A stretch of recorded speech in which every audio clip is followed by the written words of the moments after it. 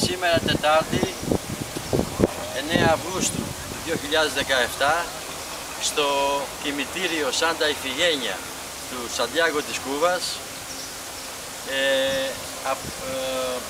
αποδίδω φόρο τιμής στη μνήμη του μεγάλου επαναστάτη, σοσιαλιστή και αντιπεριαλιστή Φιντέλ Κάστρο Ρούζ, και ένα μεγάλο ευχαριστώ για το έργο που άφησε πίσω του και τις ιδέες για το σοσιαλισμό,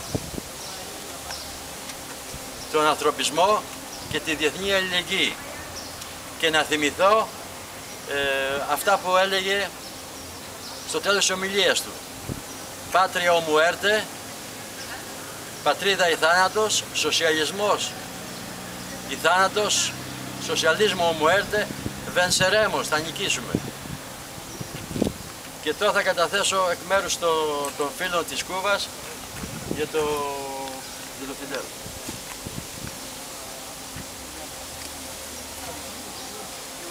Hasta siempre, comandante. Αθάνατος.